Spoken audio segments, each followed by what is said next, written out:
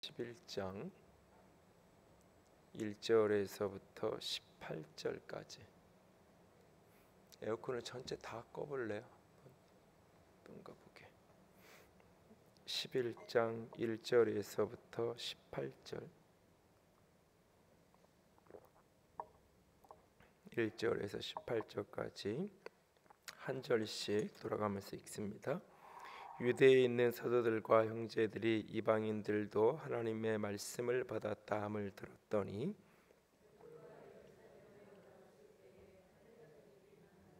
이르되 내가 무할례자의 집에 들어가 함께 먹었다 하니 이르되 내가 욥바시에서 기도할 때에 황홀한 중에 환상을 보니 큰 보자기 같은 그릇이 내 귀에 매어 하늘로부터 내려와 내 앞에까지 드리워지거늘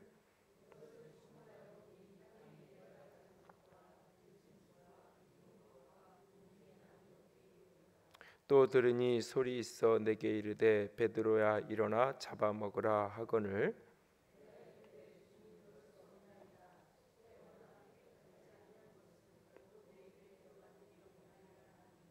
또 하늘로부터 두 번째 소리 있어 내게 이르되 하나님이 깨끗하게 하신 것을 내가 속되다고 하지 말라 하더라.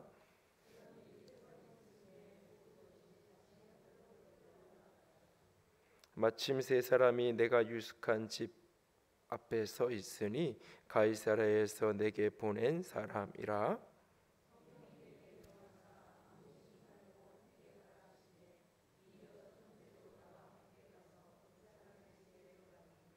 그가 우리에게 말하기를 천사가 내 집에 서서 말하되 내가 사람을 욥바에 보내어 베드로라는 시몬을 청하라.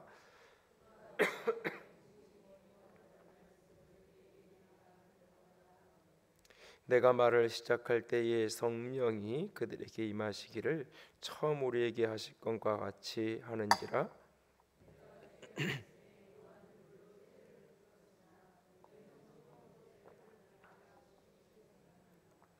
그런즉 하나님이 우리가 주 예수 그리스도를 믿을 때에 주신 것과 같은 선물을 그들에게도 주셨으니 내가 누구이기에 하나님을 능히 맡겠느냐 하더라.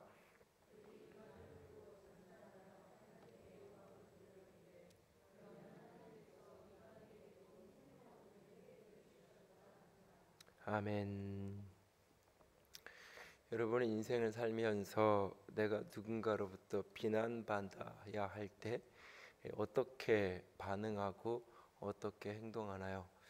때로는 비난에도 불구하고 어떤 일들을 뚫고 가서 감당해야 할 때도 있을 거고, 때로는 그 비난 앞에 좌절하고 포기하고 뒷걸음질 치는 그런 때도 있을 겁니다. 또 어떤 때는 그 비난하는 사람들을 설득해내서 같이 가야 하는 때도 있을 겁니다. 오늘 베드로는 2절에 보니까 예루살렘으로 올라갔을 때에 할례자들이 비난하여 베드로가 이 10장에서 있었던 환상을 보고 고넬료의 집에 가서 말씀을 전하고 고넬료의 집에 성령이 임하고 이 모든 일들을 베드로가 혼자 갔던 것이 아니라 베드로와 함께 동행했던 몇몇 사람들이 있었고 그 이야기를 이제 이미 입술을 통해서 소문이 나 있고 그런 상황이 전개되어져 가고 있죠. 베드로가 이런 상황 속에서 이제 예루살렘으로 왔더니 비난을 받게 됩니다. 이 할례 없는 사람들에게 어떻게 하나님의 복음을 하나님의 말씀을 전할 수 있느냐, 그것은 옳지 못하다. 그러니까 이스라엘 공동체는 단순한 민족적인 혈연 사회가 아니에요. 이스라엘 사회는 혈연으로 묶여 있는 게 아니라 할례라는 신앙 고백으로 묶여져 있는 거예요. 그래서 같은 이스라엘 백성이어도 할례를 받지 않으면 그 공동체 안에 들어올 수 없는 거죠. 그래서 출애굽할 때 오면 출애굽 가운데에 허다한 잡족들이, 그러니까 순수한 히브리인들만 출애굽한 것이 아니라 거기에 함께 여러 민족들이 함께 사실은 출애굽하죠. 그들 어떤 사람이든지 할례를 받으면 그 공동체 안에 있는 거고 할례 받지 않으면 그 공동체 안에 함께 할 수 없는 겁니다. 그래서 이 시점까지는 할례를 받아야, 그러니까 하나님을 말씀을 받고 복음을 듣고 구원받으려면 예수를 믿어야 되는 것뿐만 아니라 기본적으로 할례를 받아야만, 할례 받은 사람 중에서 예수를 믿으면 그러니까 이중적인 관문이 있는 거예요. 할례를 받아야 되는 거고 그리고 예수를 믿어야 되는 거고, 그런 어떤 생각을, 구원에 대한 그런 개념을 갖고 있는, 예수님께서 땅끝까지 복음을 전하라라고 했을 때 그 땅끝까지 갔을 때 지리적으로는 땅끝이지만 민족적으로는 여전히 그 땅끝에 있는 유대인들, 땅끝에 있는 할례 받은 사람들, 그 사람에게 가서 복음을 전하라는 개념으로 그들은 이해했고, 그렇게 여기까지 지금 구속사의 흐름이 전개되어 온 상황입니다. 그런 상황 속에서 유대의 많은 형제들이, 사람들이 베드로를 비난하는 거죠. 이게 할례 받지 않는 사람의 집에 찾아갔고 할례 받지 않는 집의 사람에게 하나님 말씀을 전했고 거기에 성령이 임하게 된 이 모든 일들, 사실 베드로 자신도 이 일이 위법한, 법을 어기는 그런 일이었다는 것을 이미 사실은, 그러니까 일정한 부분 비난을 받을 수도 있다라고 하는 것을 이미 알고 있는 상황이었어요. 그런 상황임에도 불구하고 하나님이 이끄셔서 순종해서 걸어갔는데 막상 비난을 받아야 되는 상황을 직면하게 되었습니다. 여러분이 이런 상황이 됐다면 어떻게 반응했을 것 같습니까?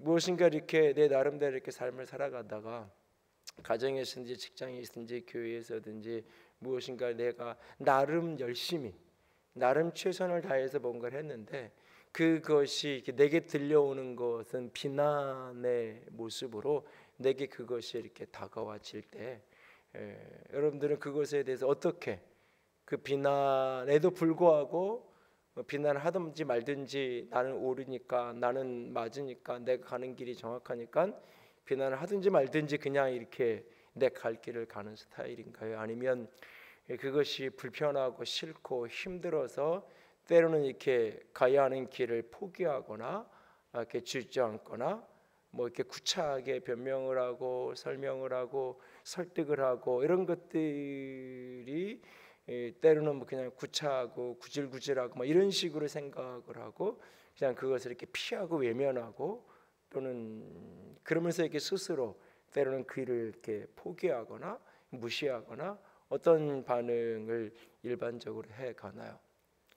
사실 그 목회를 지금까지 이렇게 해오면서 그렇게 이렇게 비난받을 만한 일들은 그렇게 많지 않았던 것 같은데, 이 건축을 하는 과정 속에서 특별히 건축을 하겠다고 하고 시작해 갈 때 사실은 교회 안에서보다는 교회 바깥에서 이렇게 들려오는 이야기들이나 여러 가지 말들이, 불편한 이야기들, 그것이 이제 뭐 비난일 수도 있고 그냥 이렇게 본인들은 편하게 하는 이야기지만 듣는 나는 마음이 불편한, 요즘 같은 시대에 누가 교회를 건축하냐 뭐 이런 식의 이야기들로부터 사실은 많은 불편한 이야기를 들을 때가 있었어요.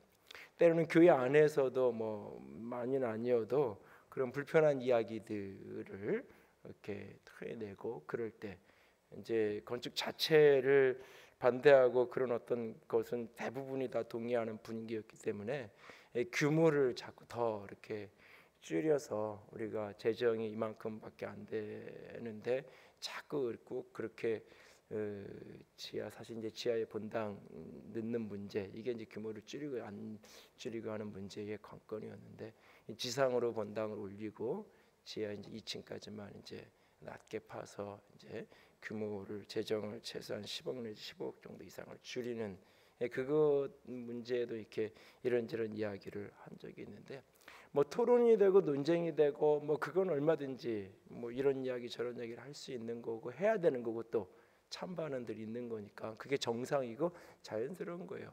그런데 때로는 그것이 이렇게 건강한 의미의 찬반을 토론하고 이렇게 대화를 하고 그런 부분이 아니라 어떤 비난의 이야기로 이렇게 돌아서 이렇게 진짜 그 사람이 그 얘기를 한 건지 누가 붙인 건지 어떤 건지 모르지만 이렇게 들어오게 되면 불편하고 힘들 때가 있어요. 특별히 이제 저는 이렇게 누군가 이렇게 비난을 하거나 그러면 그런지 말든지 나는 상관없어, 이것보다는 그에게 속으로 이렇게 들어오는 경우가 많아요. 그러니까는 이렇게 자라면서 지금까지 누군가에게 이렇게 욕을 먹거나 이렇게 대놓고 책망을 받거나 이런 기억들이 이렇게 몇 장면 기억나는 장면이 있으니까 그 이야기는 그거 말고는 별로 없다는 거예요. 누구한테. 그러니까 이게 그러다 보니까 이게 힘든, 잘 적응이 맷집이 없는 거죠. 누가 이렇게 욕을 하면, 부정적인 얘기를 하면 뭐 그러든지 말든지 나는 가야 되니까 이런 게 좀 있어야 되는데 그런 게 없고 이렇게 겉으로는 신경 안 쓰는 것 같은데 속으로는 혼자 하고 그럴 때가 있어요. 그런데 이게 어떤 일은 진짜 뚫고 가야 될 때도 있고, 사실은 어떤 일은 그 속에서 멈춰서서 돌아보고 고쳐야 될 부분도 분명히 있는 거예요. 왜냐하면 오늘 본문에 이 유대에 있는 지도자들이 베드로를 비난할 때도 근거 없는 말을 가지고 비난하는 건 아니거든요. 그들이 하나님의 계시적인 흐름이 구속사의 흐름을 다 이해하지 못했기 때문에 지금 베드로를 비난하는 거지, 악의를 가지고 베드로를 개인적으로 베드로랑 원한이 있거나 베드로를 뭐 사역을 방해하거나 그러기 위해서 비난하는 게 아니에요. 그러니까 어떤 악의를 가지고 의도적인 목적으로 비난하는 거, 그것은 사단이 역사하는 거죠. 사단이 그것은 틀어놓는 그런 방해하는 거기 때문에 그것은 대적해야 되고 싸워야 되고 그럼에도 불구하고 뚫고 나가야 될 때가 있겠지만, 사실은 어떤 때는 그런 어떤 대적의 의미나 거역의 의미가 아니라 아직 다 이해하지 못하는 거예요. 아직 다 알지 못하는 거예요. 아직 다 그게 보이지 않는 거예요. 그러니까는 그 오해를 할 수밖에 없는 거예요. 다 보이지 않으니까, 이해가 안 되고 납득이 안 되고 설명이 안 되니까, 어떤 악이나 이런 게 없이 상관없이 선한 의도를 갖고 있으면서도, 그러니까 그것이 이제 비난의 모습으로 베드로에게 나타나게 되는 거예요. 때로는 이럴 때는 멈춰서서 사실은 내가 가는 길이, 이 선택과 이 길이 진짜 맞는 길인가, 진짜 하나님께 합당한 길인가, 이 교훈 내가 듣고 교정하고 바꿔야 되고 뭔가 변화를 해야, 수정해야 될 일은 아닌가라고 분명히 멈춰서서 생각하고 고민하고 씨름하고 다시 한 번 더 분별하는 건 분명히 필요할 거예요. 분명히. 그런데 거기에서 중요한 모습 하나는, 내가 사실은 외부에 있고 바깥에 있는 사람들의 비난에 대해서는 때로는 조금은 그냥 이렇게 여유 있게, 사실은 그게 특별한 관심이 많거나 뭐 이런 것도 아니고 그냥 이렇게 의미 없이 그냥 하는 말인데 듣는 나는 그냥 마음이 힘든 그런 것인 경우도 사실은 살다 보면 많아요. 그래서 그냥 이렇게 놔둬도 되고, 그리고 시간이 지나가면 다 풀려지는 경우가 많아요. 그런데 때로는 가족, 때로는 한 교회 공동체 안에 이렇게 같이, 그러니까 공동체 속에서 같이 가야 될 어떤 사람들에 의해서 비난이 올 때 때로는 이런 식의 태도를 갖는 경우가 있어요. 특히 저는 그런 경우가 때로 있었는데, 그냥 나는 옳으니까, 비난하는 저 사람이 문제가 있는 거고 저 사람이 잘 모르는 거니까 그냥 때가 되면 알아서 풀리겠지, 때가 되면 해결되겠지 라고 하면서 나는 그냥 내 길을 가는 거예요.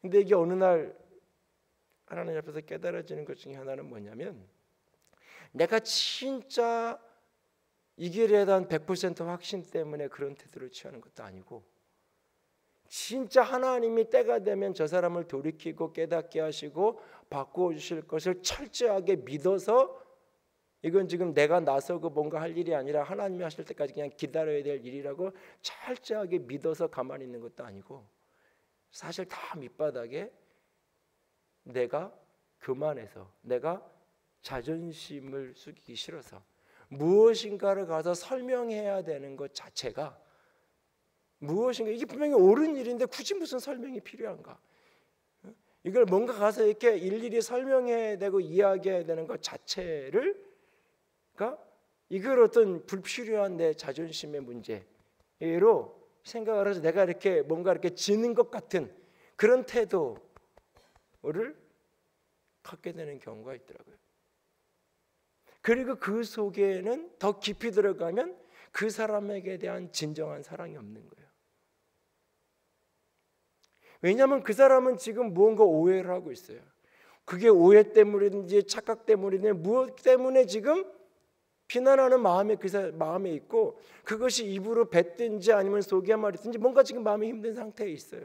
근데 그 사람이 때로는 가족이고 내 교우고 한 공동체 안에 같이 살아가야 되는 사람이에요.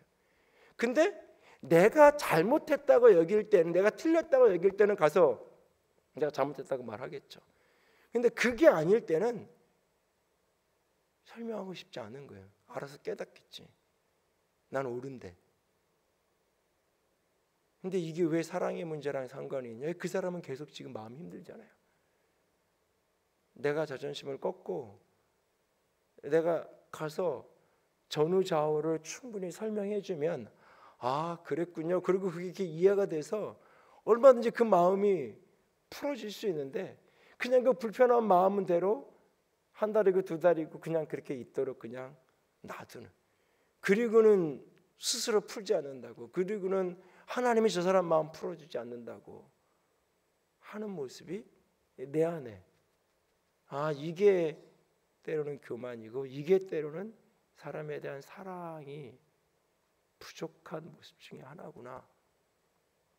오늘 베드로가 이 장면 속에서 자세하게 차례대로 그 모든 일을 설명해요. 왜 이런 일이 있게 됐는지 베드로 입장에서 보면 이렇게 말할 수, 나도 그런 거 하기 싫었어. 나도 그런 거 하기 싫었어. 누가 이렇게 건축에 대해서 이렇게 뭐라고, 나도 사실 이런 거 하기 싫어. 제가 여러 번 얘기했던 건데. 응? 그래서 사실은 그냥 대출 신청하면서 안 나왔으면 좋겠다 이럴 때도 있었어요. 이게 나오면 해야 되는데, 그러면 이게 벌어진 일들이 이렇게 내 계산으로는 이게 참 쉽지 않은 일인데, 내면서도, 그래서 뭐 은행이고 어디 다 내가 로비를 했다 그러면 그 새마을금고 친구한테 추어탕 한 그릇 사준 거 말고는 내가 누구도 내가 가서 내가 이렇게 뭐 어디 뭐 저축은행 대출할 때도 그렇고 뭐 대환할 때 뭐도 그렇고, 이렇게 사실은 뭐 본 사람 보고 오래를 봐서 설명을 하려는데 서류 보내고 서류 보시고 해주세요. 찾아가서 이렇게 가능한 한 사실을 안 했어요. 이 속에서는 사실은 또 근데 하나님의 일들을 이렇게 해가셔서 여기까지 사실 온 건데, 그냥 베드로도 이 상황 속에서 나도 싫었는데 그냥 어쩔 수 없이 간 거야 이러고 말 수 있어요. 나도 싫었는데 어쩔 수 없이 한 건데 이렇게 됐는데 너희들 왜 나를 비난해? 비난하는 그 모습 자체만 가지고 시비를 걸 수 있어요. 어떻게 당신이 나한테 이렇게 비난할 수 있어? 섭섭하게. 다른 사람들은 다 그래도 당신은 그러면 안 되지. 이런 식의 태도를 얼마든지 취할 수도 있었어요, 어쩌면. 그리고 이런 상황이 됐을 때 골방으로 들어가는 거죠. 기도하는 거죠. 하나님 어떻게 이럴 수 있냐고. 내가 하나님 시켜서 이렇게 하는데 하나님이 저 사람들을 한 대 때려주든지 뭔가 이렇게 꿈을 꾸게 하든지 직접적으로 말씀해 설명해 주라고. 난 자존심 상해서 나는 가서 얘기 못하겠다고, 하나님이 알아서 설명해 주든지 하시라고 이럴 수도 있었잖아요. 그러면서 나는 옳은 길을 가고 있어, 난 하나님이 시킨 길을 가고 있어 라고 생각할 수 있잖아요. 그런데 문제는 베드로는 그러면 옳은데, 베드로는 정당한데, 문제는 그 공동체는 어려워지는 거예요. 그 공동체는 위기를 만나는 거예요. 그리고 하나님의 복음 사역은 지체할 수밖에 없는 거예요. 베드로 한 사람만 지금 이 계시를 알아야 되는 게 아니에요. 이방인을 향한 하나님의 이 복음의 이 꿈은 베드로 한 사람이 깨닫고 베드로 한 사람만 그 도구로 쓰임 받으면 되는 게 아니에요. 온 교회가 다 함께 헌신해야 돼요. 온 예루살렘 교회가 같이 이 길을 가야 돼요. 그런데 그 중에 어떤 사람이 마땅히 지금 앞장서서 이 일을 헌신하고 마땅히 앞장서서 이 일을 감당해야 될 어떤 사람들이 지금 비난하고 있어요. 당신이 어떻게 그럴 수 있냐고 말하지 않아요. 베드로는 여기서 차례대로 하나하나 설명을 해요.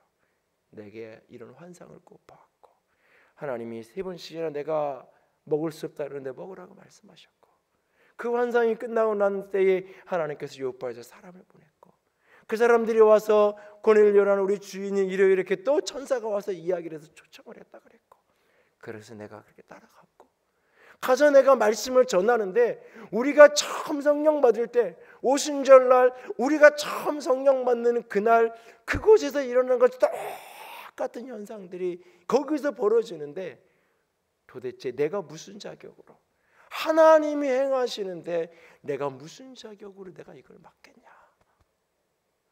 자신에게 벌어진 일들을 하나 그리고 그 속에서 자기가 느꼈던 생각들 더 되어진 일들을 보면서 내가 생각이 났다. 우리가 같이 성령으로 세례받던 그날 그 생각이 났다. 그 자신이 느낀 것까지 되어진 일들 벌어진 상황을 객관적으로 설명하고 이야기할 뿐만 아니라 그 객관적인 사건 자체를 각색하지 않아요. 객관적인 사건 자체를 꾸미지도 않아요. 변질시키지도 않아요. 객관적인 사건 자체를 그대로 그리고 그 속에서 내가 느끼는 거, 이 일을 겪으면서 이 일을 치르면서 내가 느끼고 내가 체험하는 거, 그걸 자세하게 차례대로 설명해 주는 거예요. 왜? 같이 가야 될 공동체니까, 같이 가야 될 사람이니까. 오해를 하든지 말든지 이따가 그냥 자기 오해 풀리면 있는 거고 오해 안 풀리면 그냥 떨어지는 거고 그래도 되는 상관없는 사람이 아닌 거예요. 같이 가야 될 공동체니까. 설명을 하고 설득을 했는데도 불구하고 그게 안 되는 거야. 큰 인력으로 어떻게 할 수 없는지 모르지만 베드로의 입장에서 자신이 할 수 있는 차례대로 그것을 설명하는 일들을 최선을 다해서 베드로가 하고 있는 거예요. 그 일들에 대해서. 그리고 오늘 18절에 보니까 그들이 이 말을 듣고 잠잠하여. 사실 여러분이 누군가를 비난하다가 그 사람이 와서 이렇게 쭉 설명을 했다고 그래서 이렇게 머리로는 이해가 돼요. 아, 그랬구나. 근데 그 순간 아, 그래, 내가 오해해서 내가 생각이 짧아서 아니면 내가 좀 더 다 하지 못해서 비난했다고 그 자리에서 이렇게 손바닥 뒤집으면서 이렇게 인정하는 게 사람 살면서 쉽지 않아요.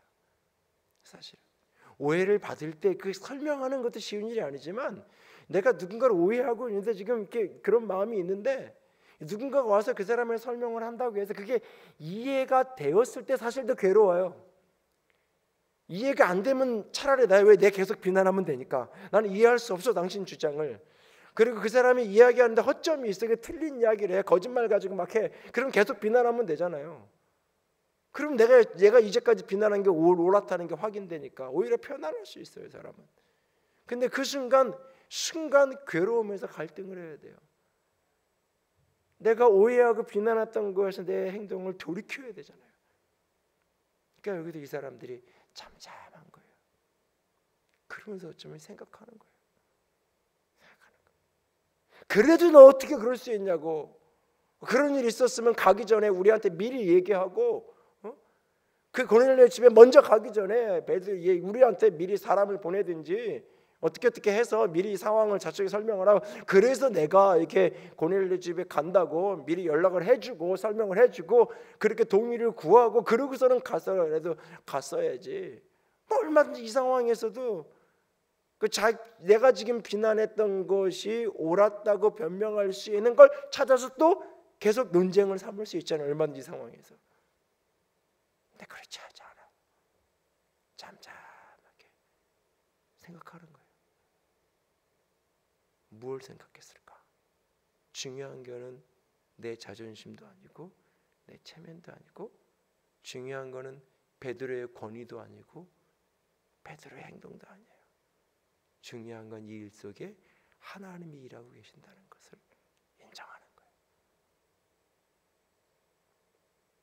내가 알고 있는 법으로, 내가 알고 있는 성경의 개념으로는 이게 틀린 건데 이게 왜 이걸 바꾸는 게 이게 지금 혁명적인 사고방식이에요.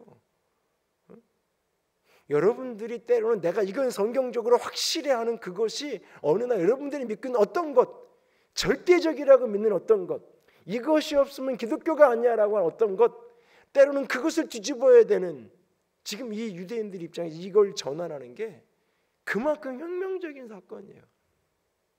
그 앞에 서서 잠잠히 생각하는 거예요. 내가 비난했다가 그렇게 말했다가 이렇게 한순간 내가 이렇게 뒤집어도 되나? 그럴 줄 알았으면 그냥 비난하지 말고 물어볼 걸, 어떻게 된 거냐고. 내가 물어봤으면 설명해 줄 거고, 그러면 이러지도 않았을 텐데. 비난했다는 이 표현 자체가 그냥 정중히 어떻게 된 거냐고 물은 건 아니잖아요. 무언가 공격을 한 거잖아요. 어떤 생각 방법인지는 모르지만. 그거를 이렇게 한순간 이렇게 내가 잘못했다고 이렇게 되돌린다는 게 사람이 쉬운 게 아니에요. 근데 지금 이 장면 속에서요, 베드로도 당시의 초대교회의 예루살렘에 있는 지도자들도 그들에게 있어서 중심은 뭐였냐면 비난하고 하는 그런 어떤 인간의 연약함, 인간의 한계, 하나님의 뜻을 다 깨닫지 못하는 그런 연약함은 여전히 있어요. 그들에게 지금. 그럼에도 불구하고 그들은 지금 하나님이 행하신 일이 보이면 이게 하나님이 하시는 일이구나라는 게 인정되면 그걸 꺾을 줄 아는 거예요. 그걸 내려놓을 줄 아는 거예요. 그걸 벗을 줄 아는 거예요. 그게 지금 이 초대교회 예루살렘 교회가, 이 교회를 통해서 전 세계의 복음 역사가 가능했던 가장 중요한 기 중에 하나예요.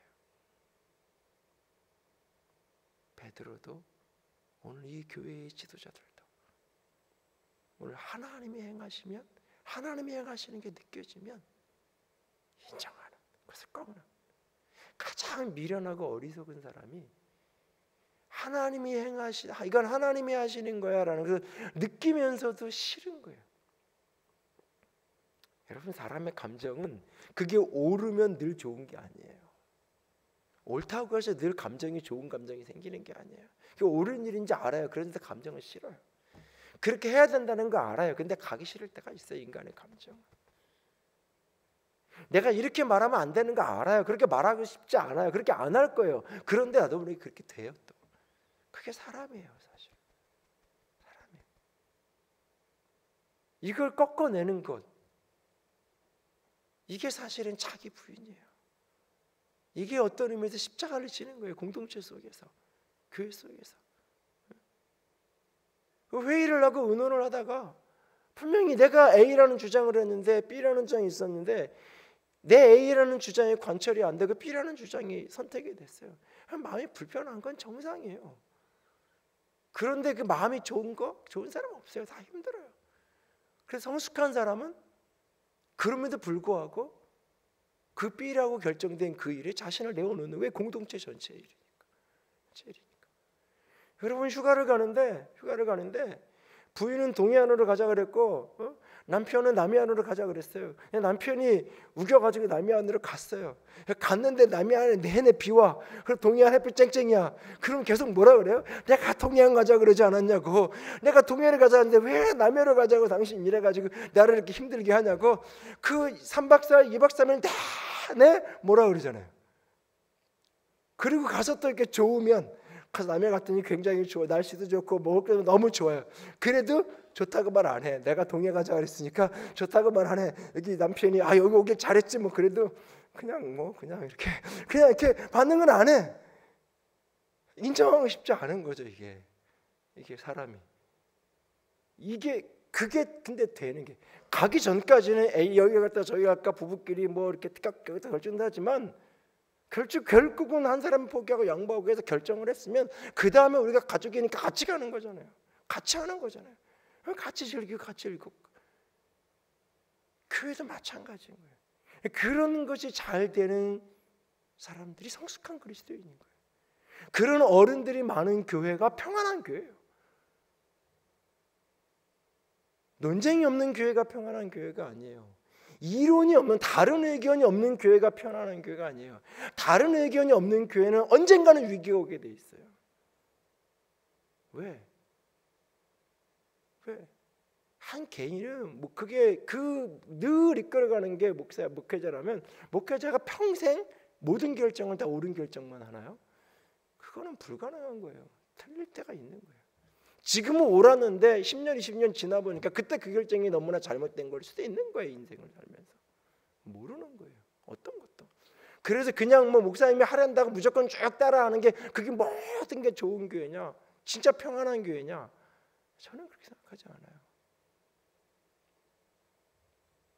평안한 교회는 다를 수 있어요. 다른 의견을 말할 수 있어야 돼요. 그러나 결정이 되면, 그래서 그것이 교회가 하기로 확인이 되면, 그게 다수결이든지 뭐 어떤 형식으로 이렇게 결정이 되면, 그 다음에는 그래서 할 수 있는 데까지 그 일이 될 수 있게 만들어 가는 거예요. 그렇게 또 안 되면 그때 가서 대책을 세우겠지만, 그런 사람들이 많을수록 교회가 평안한 거예요.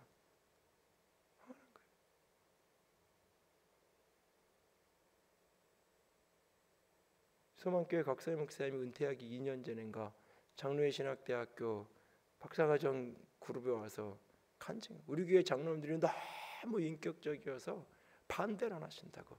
우리 교회 당회를 이렇게 하면 당회 그 뭐 200명 가까이 되는 당위원들이 모여서 회의를 해도 싸울 일이 한 번도 없다고.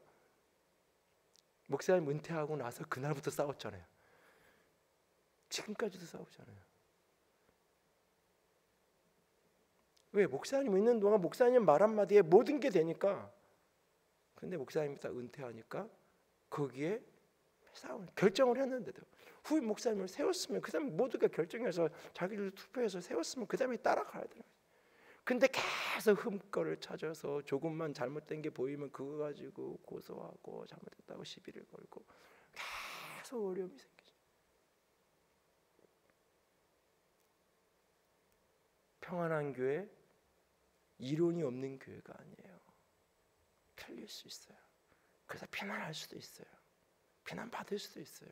오해할 수도 있어요. 오해받을 수도 있어요. 그러면 같이 가야 될 사람이기 때문에, 우리는 같이 가야 될 사람이기 때문에 끝까지 설득하는 거예요. 자세하게 설명하는 거예요. 잘 설명하는 거예요. 할 수 있는 데까지 하고 그 너머의 것을 하나님께 맡기는 거죠. 내 몫에 하지 않는 이유가 내 자존심 때문이고 진짜 영혼에 대한 사랑이 부족해서 사실 하지 않아 놓고 하나님이 알아서 하시겠지. 그거는 직무유기예요. 제 안에 깨닫고 목회자로서 이렇게 자를 자꾸 하나님이 바꿔가게 하시는 여러 분야 가운데 한 분야예요. 사실은 끝까지 설득하는. 그리고 내가 조금 반대했어도, 내가 때로는 심지어는 비난을 했어도 그 속에 하나님의 역사가 보여지며, 아, 하나님이 이렇게 하시는구나, 이건 하나님이 하시는 거구나. 그렇다면 내 경험으로 좀 맞지 않아도, 내 계산으로는 이게 안 나와도, 아, 하나님이 하시는구나, 그게 확인이 되면 그래 가보자. 그들이 하나님께 영광을 돌리며 이방인에게도 구원에 이르는 회개, 그 성령이, 그 복음이, 회개의 복음이, 하나님의 말씀이 이르렀다는 것을 인정하잖아요. 그리고 19절부터 이제 이방인 선교가 전개되는 거예요. 안디옥 교회, 최초의 이방인 교회, 선교적인 공동체 안디옥 교회가 사는 거잖아요. 그리고 이 교회에서 나중에 바나바라는 인물이 길러지고, 이 교회에서 바울이 나오고, 그 바울을 통해서 땅까지 복음을 전개되는 놀라운 선교 역사가 펼쳐지는 거잖아요. 이 안디옥 교회의 놀라운 비전은 바로 이 앞에 나오는 거예요. 이 11장 앞부분에서 이게 해결이 안 됐으면 안디옥 교회는 이단 교회예요. 예루살렘 교회, 안디옥 교회는 원수가 되어야 되고, 저거는 서로 이단이라고 싸웠을 거예요. 뭐 역사 속에 이렇게 해서 이것이 이 11장에서 이 스토리가 없었다면, 앞부분의 스토리가 없었다면, 그것을 온 교회 같이 인정하고 받아들이고 같이 가는 오늘 이런 모습이 우리 속에 있기를 원합니다. 여러분의 가정 속에서도. 그래서 다른 이야기를 이야기하는 걸 자꾸 막아놓으면 안 돼요. 때로는 설득하고 때로는 설명하기도 하고, 그리고 같이 존중해가고 작은 공동체 속에서 같이 그렇게 만들어갈 수 있게 합니다. 우리는 살면서 내가 아무리 바르게 살려고 했어도, 내가 잘하려고 했어도 비난받아야 될 때가 인생을 살다 보면 있어요. 그게 나도 모르는 중에 잘못하고 나도 모르는 중에 허물이 있어서, 그것이 의도적인 건지 실수든지 그래서 비난을 받을 때도 있고, 때로는 오해일 때도 있어요. 어떤 때든지 오늘 본문의 베드로의 모습을 꼭 잊지 않기 원합니다. 특별히 그 길이 옳다라고 여길 때, 특별히 내가 가는 길이 정당하다고 여기는 순간 비난받을 때, 나는 그럼에도 불구하고 갈 거야. 맞아요, 가야 돼요. 그런데 하나님이 나 혼자 가라고 하시면 그럼에도 불구하고 가면 돼요. 죽으면 죽으리라고. 그런데 하나님이 같이 가야 된다고 얘기하시면, 공동체가 같이 가야 된다고 얘기하시면 차례대로 설명하고 또 받아들이고 잠잠히 함께 동력하고 걸어갈 수 있는 그런 여러분들이, 우리 교회가, 우리 모두가 앞으로 되어져서 지금보다 더 성숙한, 다양한 토론도 있고 다양한 논쟁도 있고 다양한 이론이 오가지만 그 속에서 평화가 있는, 평안함으로 하나 되어서 걸어가는 그런 교회, 그런 그리스도의 공동체가 세워져 갈 수 있기를 함께 힘쓰고 함께 애써 주시기를 주님의 이름으로 부탁을 드립니다. 기도합시다.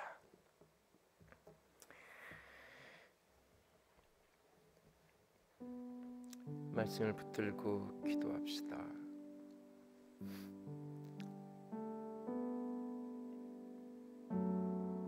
살면서 비난당해야 될 때, 아니 혹 요즘 누군가에게 비난받고 또는 오해받고 그래서 너무 마음이 힘든 혹 그런 지체가 있다면,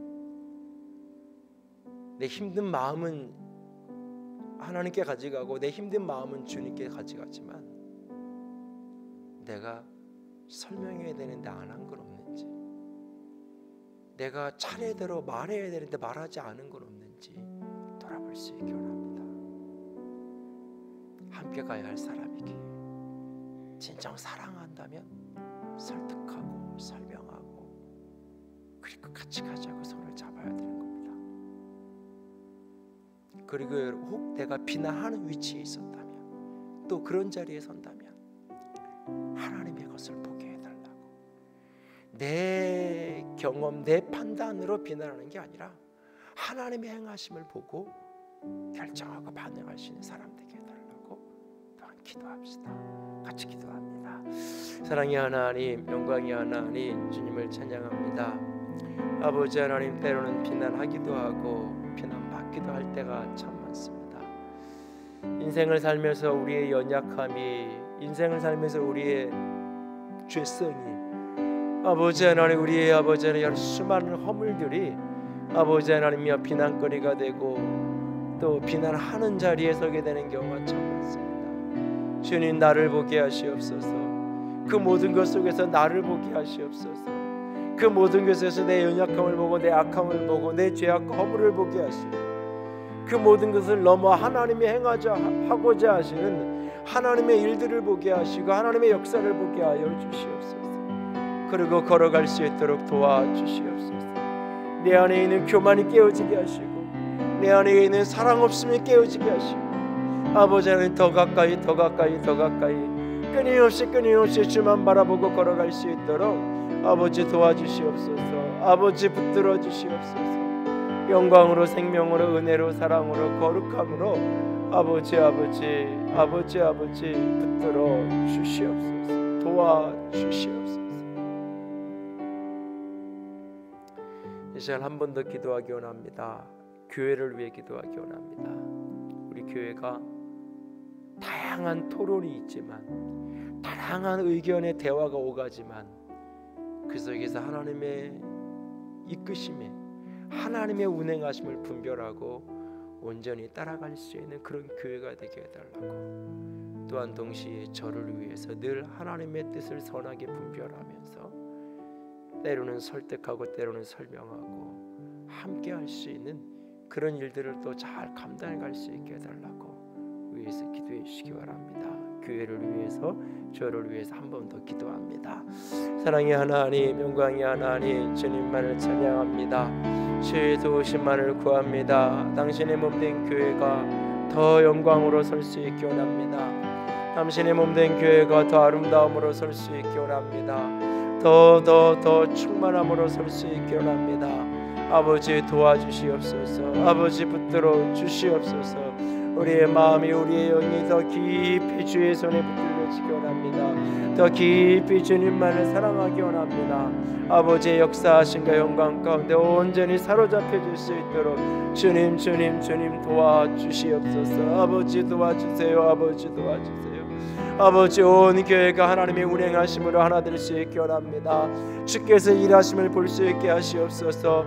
하나님의 역사하심 앞에 잠잠하여 순종하며 걸어가는 온 교회가 되게 하시옵소서. 영으로 분별하고 영으로 움직이고 영으로 언신하며 걸어갈 수 있는 그리스도의 몸이 될 수 있도록 주여 도와주시옵소서. 영광으로 붙들어 주시옵소서. 주님 사랑합니다. 주의 이름으로 축복합니다. 인생을 살면서 비난받고 또는 비난하게 될 때마다 오늘 본문의 이 사건을 기억할 수 있게 하시고, 아버지 하나님, 사랑하기에 자기 자신을 내려놓고 아버지 설명할 수 있게 하시고, 사랑하기에 자기를 부인하고 잠잠히 하나님의 행하심을 받아들일 줄도 아는 우리 모두가 되게 하여 주시옵소서. 주께서 붙들어 주시고 주께서 영광으로 인도하여 주시옵소서. 주님 찬양합니다. 주의 이름으로 축복합니다. 우리 주님 예수님 이름으로 기도드렸습니다. 아멘. 이제는 우리 주 예수 그리스도의 은혜와 하나님 아버지의 놀라우신 사랑하심과 성령 하나님의 교통하시며 기름 부으시는 그 은혜가 오늘도 주님만을 깊이 사랑하며 공동체의 영혼들을 깊이 사랑하기에 끝까지 품고 설명하고 하나님의 운행하심 앞에 잠잠할 줄 아는 자가 되기를 소원하고 작정하는 모든 이들 위해 이제로부터 영원토록 함께 있을지어다. 아멘.